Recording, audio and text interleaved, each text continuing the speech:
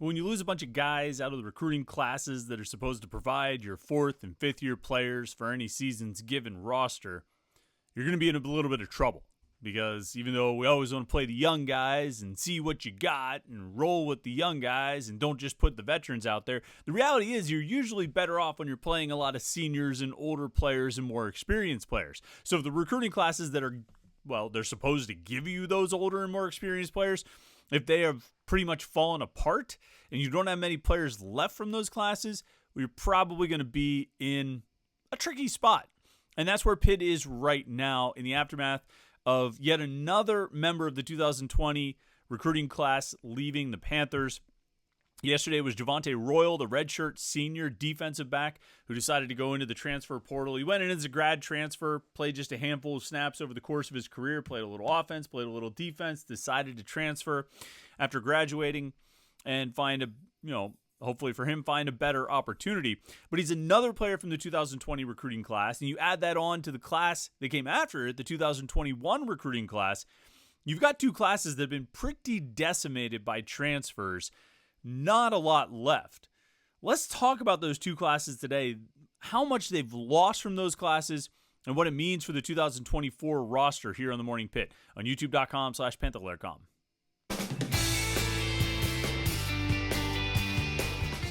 Yeah, this isn't going to be a good morning pit for those people who don't like it when we take some of the history lessons and go down memory lane a little bit, say too much history, give us the new, tell us the new things. Well, sometimes you got to understand the history and have a perspective on what came before in order to understand the situation you're in right now. I can remember back in the day when I first started writing for Panther-Lair.com, back then, I mean, recruiting coverage was pretty popular, but there was still a certain stigma around it. And I remember I started covering Pitt, and I would run, talk to other media members, and they sometimes raise questions like, why do people follow recruiting? Why do people care that much about recruiting? And what I always said is like there's a reality of if you want to understand the current roster, all the answers are in recruiting. If you have questions about why a team is strong or why it's weak or why it's deep or why it's thin, the answers are all right there in recruiting. If you want to understand why a team is what they are right now, the answers are in the recruiting. And you can see the best recruiting classes tend to pay off a few years later with some of the best seasons. And that's certainly been the case at Pitt. I mean, you can look year after year and trace the results back there. I mean, recruiting to some extent is a little bit like the NFL draft. Like coverage of it and fan interest in it is a little bit like the NFL draft in terms of being the promise of a better tomorrow. Fans, if their team stinks, they want to know what kind of players and what players are coming in to help make them better. And if their team is good, they want to know what players are coming in to help them sustain success. And so it's all about that promise and the potential of the future. But it becomes important as a sort of study to look at the history and understand where the team came from and how the team was built and how it came together, and to really get a sense of why it is the way it is right now. If you want to understand why was Pitt in a situation where they were playing Phil Dracovic and Christian Bear last season, which ultimately led to going 3-9. If you want to know why they were looking for a transfer quarterback again in 2023 after going to the transfer quarterback well in 2022, you want to say, well, why didn't they have anybody? Well, you look at the recruiting. Davis Bevell had already left.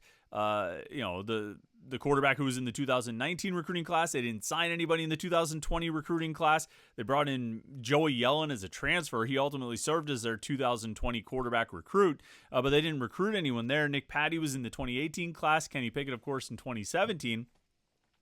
But you move forward in 2021, they signed Nate Yarnell. I don't think they signed anybody in 2022. And then, last year they bring in Ty Diefenbach. So, I mean, you're looking at, why did they have Phil Dracovic? Because you look at the recruiting. You look at the recruiting misses. You look at the areas where they did or didn't sign a quarterback, and the answers are there. I mean, you could look at the quarterback recruiting leading into last season. You had, Nick Patty, who ultimately decided to hang it up and move on and not return in 2023. He was from the 2018 class. 2019 class, Davis Bevell, he was already gone. He transferred. 2020, they didn't sign anybody. 2021, they signed Nate Yarnell, so he was there on the roster. 2022, they didn't sign anybody. And then 23, they have Diefenbach. So your roster, your scholarship, your recruited scholarship quarterback roster for the 2023 season, which in theory could have encompassed the 18, 19, 20, 21, and 22, and even 20, the 22 and 23 recruiting classes, because the guys in 2018 would have been able to use that COVID year and get that extra year of eligibility. At 6 recruiting classes, they had 2 recruited scholarship quarterbacks. That's why they had to go find Phil Dracovic. So, if somebody sits back and why was Pitt going with Phil Dracovic in 2023? Why was Pitt going with Keaton Slovis in 2022? It's because they only had 2 recruited scholarship quarterbacks. The answers are in the recruiting. You want to find out why a team is how they are. You want to understand the defensive end situation right now. The answers are in recruiting. We'll probably dive deep into that at some point this week. But the answers are in recruiting. So when we look back at the 2020 and 21 classes, the classes that should have provided this year's, 2021 would be seniors, redshirt juniors, or redshirt seniors. Those are your 3 primary upperclassmen groups, right? Your 4th and 5th year players. And they should have come from those 2020 and 2021 classes. But when 24 out of the 41 guys that signed in those 2 classes have transferred, you can see how there might be a bit of a problem. And so Javonte Royal was the most recent departure. He went into the transfer portal yesterday after graduating, defensive back. Didn't play a lot over the course of his career, moved between defensive back and wide receiver. A lot of speed, good athlete, maybe not, maybe not a great fit for this defense, whatever it may be. And we can say, well, it's not a big deal that they lost him. But when you add him as another guy from those 2 classes to leave, and he was a 4-star prospect in that 2020 class, when you add him as another player to leave from those classes, it compounds the problem and sort of re-emphasizes the problem and gives us another reason to take a look back at it. And in a way, Royal's lack of contributions are as much of a discussion point as anything, because 10 players this offseason have transferred. 10 players from those 2 classes have transferred this offseason. Listen to these names and tell me if you notice a common trend among these 10. Buddy Mack, Aiden Henningham, Cole Mitchell, Dorian Ford, Stephon Hall, Trey Anderson, Javonte Royal, Deion Hayes, Solomon DeShields, Bengali Kamara. So the last 3 were starters. Hayes, DeShields, Kamara. Kamara went in December. Hayes went to South Carolina. Hayes and DeShields went in the portal this spring. Hayes is at Colorado. DeShields is going to Texas A&M. Those 3 were starters. The other 7 were not. And I think if you look at the 24 guys from those 2 classes who have transferred, you're going to see similar things. You have those 3 guys, Hayes, DeShields, and Kamara. But otherwise, when you look at the other, like I say, it's been 24 players out of those 2 classes. You look at the other 21 guys, there's Jordan Addison, who was part of the 2020 class, so he transferred. But you're talking about maybe 4 starters out of 20 transfers, which, or 4 starters out of 24 transfers. So those other 20 guys make up roughly half the players who signed in those 2 recruiting classes. That's as much of a problem as anything. And so we sit here today and we talk about just the attrition. We talk about that in 2020, they signed 18 guys. 13 of them have transferred. In 2021, they signed 23 players. 11 of them have transferred. And so we just talk about those numbers. 41 total players, 24 transfers. Wow, look at all the guys they've lost. Just as much of a problem is that 20 out of those 24 weren't starters. 20 out of those 24 weren't really contributors. 20 out of those 24 left because they wanted to find a better opportunity, a chance to actually play. That's as big of a problem as anything. When you look at those 2 classes. And we emphasize those 2 classes because they should be the veteran players on this roster, the 4th and 5th year players on this roster. And now because of the attrition from those classes, you lost, like I said, Deion Hayes, which takes the defensive end group down a lot. A group that was already thin. And we can talk a lot about Deion Hayes and his inconsistency and what he would, what he might have meant to this team and that kind of thing. But it was a thin defensive end group to begin with, and now it's even thinner with him gone. DeShields and Kamara leave a linebacker group that I think is still pretty good. They've got talented players, a little less experience without those two. But again, those should have been like the seniors and redshirt seniors and super seniors in the linebacking group. And instead of having three of them, four with Keith Thompson coming in as a transfer, but, with DeShields, Kamara, and Brandon George, now they've just got George. And they added Thompson as a transfer, and maybe they added Thompson as a transfer. My computer keeps putting a thumbs up bubble. There, just did it again.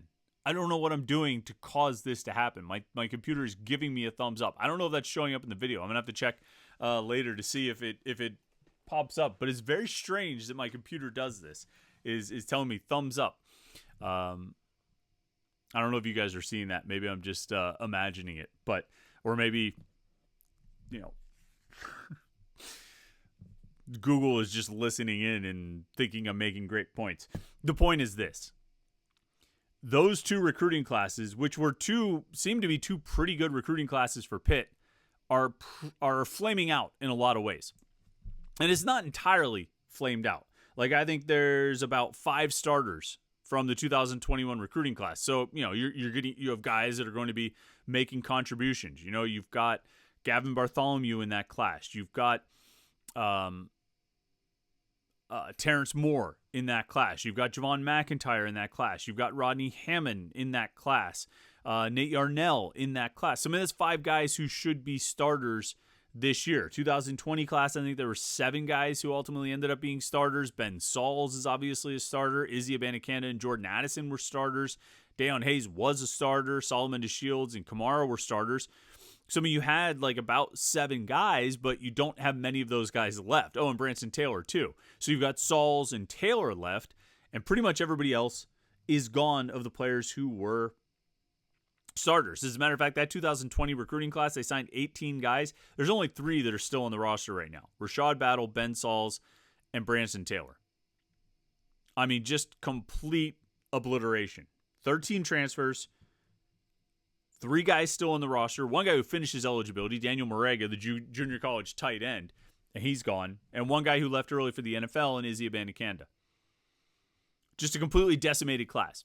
A class that should provide your fifth-year seniors. And I think to some extent, it's 2024. There are fewer fifth-year seniors going around, just in general, in college football. I think more guys are playing early. More guys are playing a lot. Fewer guys are taking red shirts.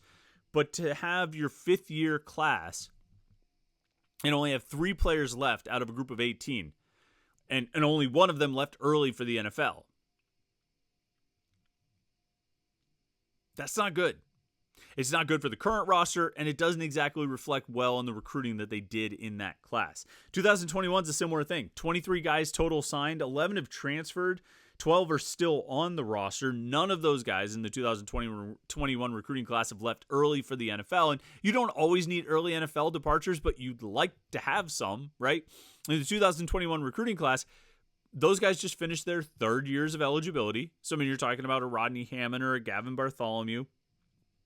And none of them, nobody left early for the NFL out of that group. 11 out of 12, though, 11 out of 23 have transferred. So you're looking at basically half the class, close to half the class have transferred. And let's be honest, there's still a little bit of time left. Transfer portal closes today. Today's the final day. So, there's still possibility for guys out there to decide to move on. But it's troubling when you have this kind of fallout. And, I look at the 2019 class. I was like, well, maybe this is just sort of standard. You're always going to have busts. You're going to have guys that don't work out. You're going to have guys that go into the transfer portal. Maybe this is just kind of more or less in line with the classes around it, but it's really not. The 2019 class, they only had 8 transfers. They had 19 players in the class. 8 of them left via transfer. 5 of them have gone on to the NFL. There were 8 starters in the class. There are actually still 3 guys from that 2019 recruiting class who are on this year's roster as super seniors. I'm going to bring up that list just to tell you who we're talking about. Nate Temple, technically. Brandon George and and Bam Brema. And Jason Collier, too. So 4 guys. So there you go.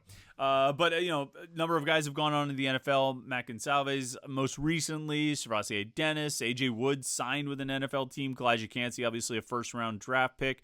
But there's a lot of transfers. And Brandon Hill also went on to the NFL. But there's still fewer transfers than there were in the 2020 class or 2021 class. And more starters came out of that 2019 class than the 20 or 21 classes. And it's interesting, too, because those 2 classes, 2020 and 2021, were somewhat highly regarded. 2021 stands as maybe the highest rated class Narduzzi has signed. It was number 21 in the nation. It helped that they had 23 recruits, whereas the 2020 class had only 18. But both were considered to be pretty good classes. And both have kind of washed out. There are talented players in there for sure. Abanikanda, Addison lead the way on that group, but kind of washed out. And I think that was, that created some problems last year, and I think it's creating even more problems this year. Now, in a way, it's good to have the transfer portal because you're able to refill when you have a couple recruiting classes that kind of bust like that. But if you're Pitt, I don't know if you're really in position to reload maybe as well as other teams might be able to. You are going to be playing sort of a different game. You're still trying to reload out of the transfer portal, but you have to approach it a little bit differently. As it stands right now, it looks like those 2 classes are haunting them a little bit. As is going to be the case when you have some classes that kind of bust. So Javonte Royal is the most recent guy to go in. Like I said, 10 guys this offseason from those 2 recruiting classes have gone into the transfer portal. I think Pitt's total number, they're now up to 8 for the spring portal window, with Royal joining the group. They've had 8 guys go in: Dayon Hayes, Solomon DeShields, Christian Bear, Antonio Kamen, Israel Polk, Cole Mitchell, Dorian Ford, and Royal. 8 guys right now. And then that joins 1, 2, 3, 4, 5, 6, 7, 8, 9, 10, 11 from the, sort of December transfer window.